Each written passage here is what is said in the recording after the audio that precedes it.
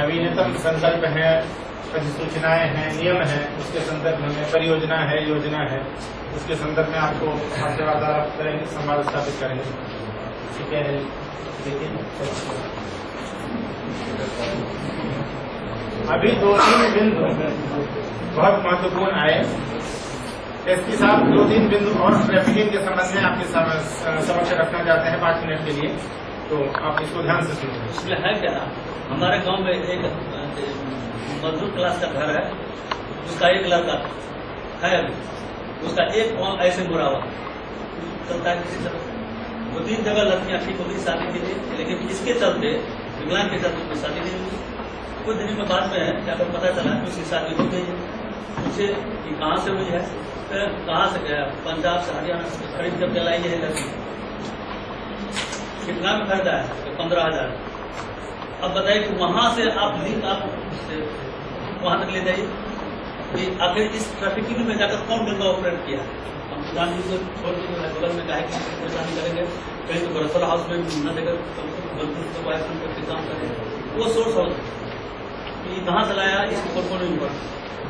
दूसरा है कि मजदूर जो लोग बाहर जाते हैं, चाहे वो उसके लिए पूरा खर्चा एकदम से जाने का पागलपन है, पूरा खर्चा जगह घर बनना जानते होंगे, हम तो नहीं है, रिटायर कर चुका है। वो छोटी बच्ची जो थी एक तो दूसरी जगह से ला करके रखा, उसको अडॉप्ट कर कि इसको हम अपने घर पर ले जा रहे हैं, इसको पढ़ाएंगे लिखाएंगे, इसको लिवलीहुड देते हैं, इसको सब। जब वो लड़की जवान हो गई तब इस महिला को लालच बन, उन्होंने कहा हमारे बच्ची को जाकर वो रखे हुए हैं। अब ऐसी स्थिति में उसको रिकवरी कर तो उसको दे, ताकि उसी के पास में रखे जो कि शादीशुदा करके कहीं रखे परिवार बनाते। हमने एक क्वेश्चन किया था कि किसकी लड़की है जी, किसका बाप। उन्होंने महिला के तर्क संगत से हमको जवाब दिया, जो भिखारी के झोला में किसका पैसा गया, कौन बता। तो जहाँ जहाँ ये लोकेट हो तो वो बेटर सोर्स ऑफ इन्फॉर्मेशन हो सकता है। जहाँ तक हो सके आप कानून को एक अलग करके एक ऐसा सामाजिक काम जो होता है वो तो उसको बताया जा सकता है। तो उसको हम लोग सजेशन दिए, ऐसे बात है, उस बच्ची को जिसके पास में है जब बात करें, इसके जाने के बाद कोई हुआ। इसलिए हम लोगों को जो है आप लोग को बहुत काम है, मर्डर, डकैती, रॉबरी, नक्सल।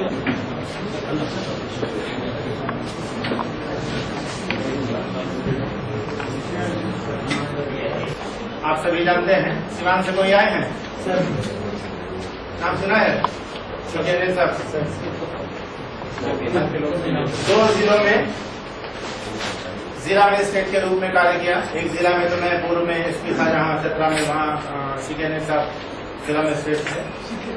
बिहार में सुशासन के प्रथम सूत्रधार, बिहार में ऐसे माफिया को कुचला जा सकता है जो अपराधीय था, ये साबित करके सुशासन के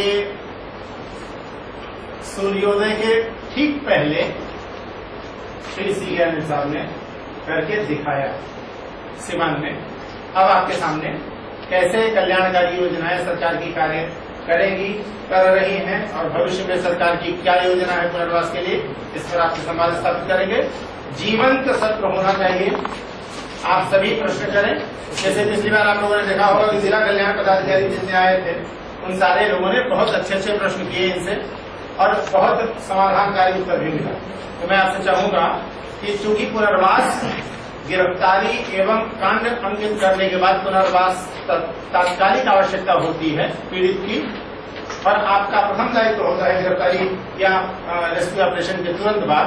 तो इसलिए आप ध्यानपूर्वक, सचेष्ट होकर, सतर्क होकर इसको सुने और इसमें हिस्सेदारी करें। धन्यवाद। धन्यवाद सर। सर्वप्रथम मैं अरविंद पांडे सर का बहुत बहुत धन्यवाद देना चाहता हूँ कि उन्होंने मुझे अवसर दिया आप सबसे रूबरू होने का और बातें करने का।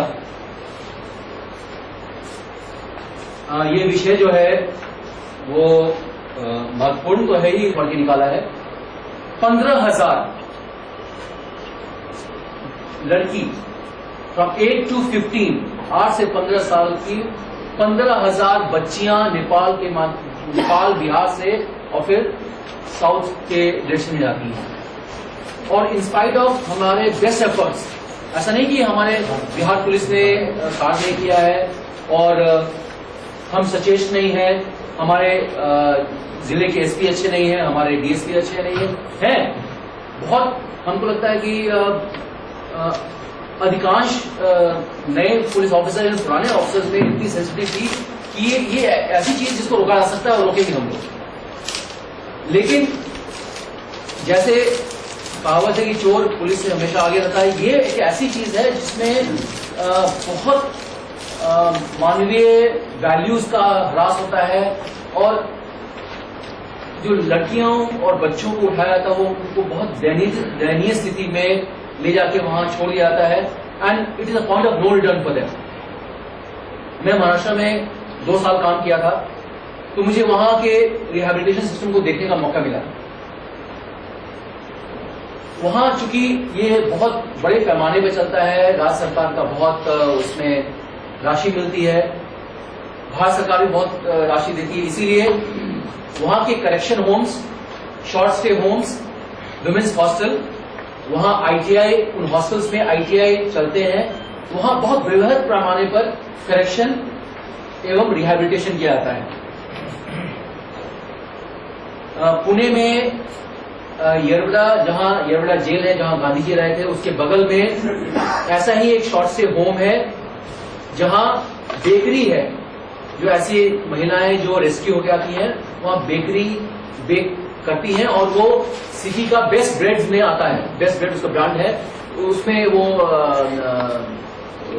मार्केट होता है और उससे उनको पैसे मिलते हैं। ये बहुत आसान है औरतों को, बच्चों को इस ऑक्यूपेशन से एक बार निकाल लेना। ये हम लोग सोचते हैं कि हमारा विजय हो गया, इनफैक्ट वो बहुत लंबे जिंदगी के बहुत लंबे का पहला कदम है, इनफैक्ट वो अधूरा कदम है।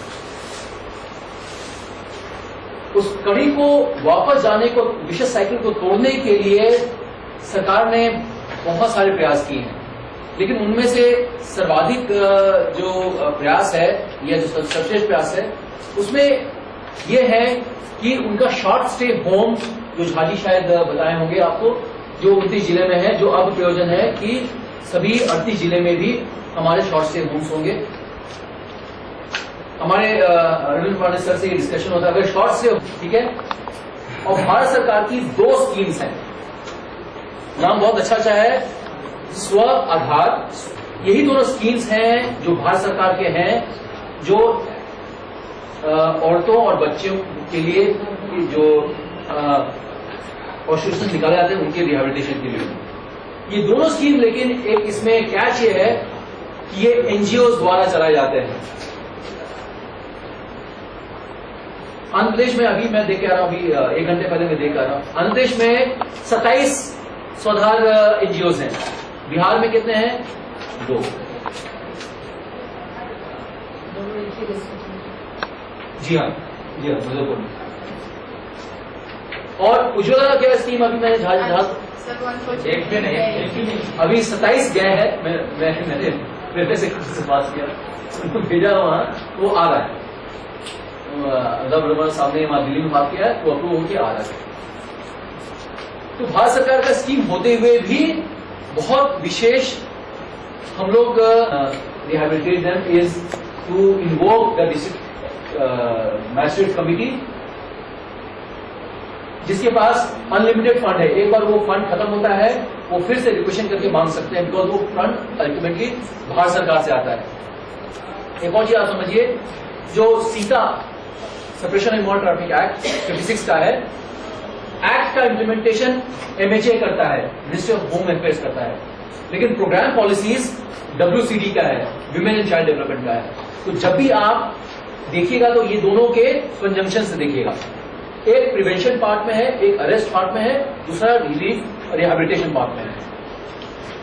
मैंने पिछले बार हमारे जो साथी हैं, जो एससी एसटी, स्पेसिफिकली बार किया गया है any type of trafficking women, लेकिन to the people of India, repeat, इसीलिए मैं आपको बॉर्डर वाले के लिए बता रहे थे, it's only for the people of India.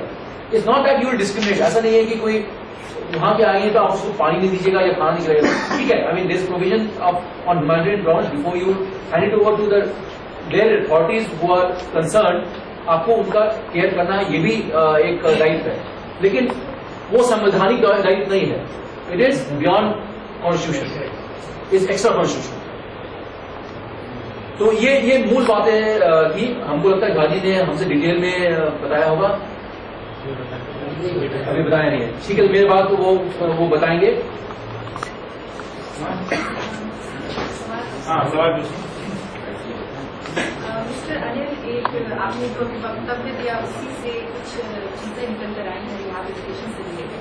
ये क्वेश्चन मैं आपसे एनजीओ फ्रेटर्निटी की तरफ से लेकर पूछना चाह रही हूँ कि आपके ही चीजों से मैंने ये पिक करा कि आपने कहा कि वो जो बार बार पुरानी चीजें आ रही हैं कि सोइंग है, कटिंग है, कैंडल मेकिंग है, रिहैबिलिटेशन में है, कि जो पुराने ट्रेंड है ये हम लोग कर रहे हैं, तो परमानेंट जो उनका एक रिहैबिलिटेशन है तो क्या वो लिमिटेड होके रह जाएगा कि वो होम लिविंग है, वो शॉर्ट स्टे होम है या एनजीओ रन होम है, उसी में वो रहें? क्या उनके जो ऑप्शंस हैं, क्योंकि वो जनरली 24-25 से लाइक जब आप एज की होती है, कम एज की होती है, तो सर आपका लाइक क्या सुझाव होगा इस तरह? क्योंकि बिहार में सर ये है ही नहीं। देखिए, आंध्र प्रदेश में बहुत अच्छा है, इसमें वो प्रोविजन स्टोर रन कर रही है। I think women who come there should always form a group. अगर उनका ग्रुप बना के रजिस्टर करा दीजिएगा, आधा प्रॉब्लम वहां सॉल्व हो जाएगा। और आजकल रजिस्ट्रेशन एकदम आसान है, रजिस्ट्रेशन, और कोई ना कोई उसमें थोड़ा पढ़ी लिखी, कोई बेटर वक्ता, कोई ना कोई जरूर होगी। If you can form a group of 5 और अबव एंड रजिस्टर देम, हमको लगता है उनको बहुत सारे उसके बाद चीजें मिल सकती हैं। दूसरा है when encourage them to go out in groups।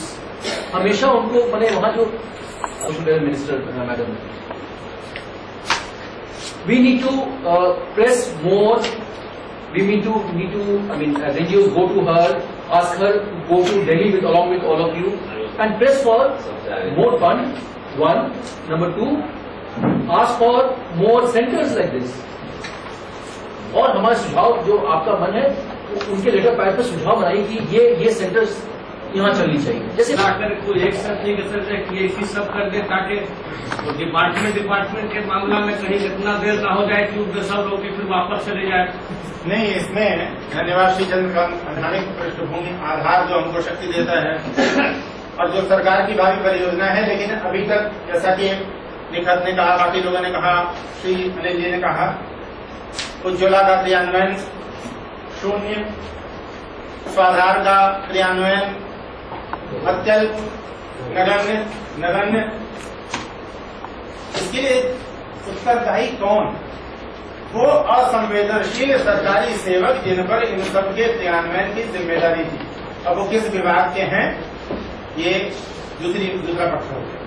तो संवेदनशीलता मानवीय भावनाओं के साथ उस मनुष्य में जो पीड़ित है, जो दर्द से करा रहा है, जो उपेक्षित है, जिसके ऊपर अत्याचार किया जा रहा है, वो बालक, वो बालिका, वो मनुष्य, वो स्त्री, वो पुरुष, उनके प्रति जब तक सरकारी सेवकों में सेवक भाव नहीं पैदा किया जाएगा, जब तक उनके मन में संवेदना नहीं आएगी, जब तक सरकारी सेवक भयग्रस्त नहीं होंगे कि अगर हमने उज्ज्वला का क्रियान्वयन नहीं किया, भारत सरकार की दूसरी तीसरी चिट्ठी आ गई तो हमारे ऊपर वज्रपात हो सकता है, ये जब तक वज्रपात का भय सरकारी अधिकारियों में नहीं होगा, तब तक अधिकारी भाव से निकलकर सेवक भाव में वो प्रवेश नहीं कर सकते। और जब तक सेवक भाव में प्रवेश नहीं करेंगे हम सभी लोग, तब तक काम नहीं करेंगे।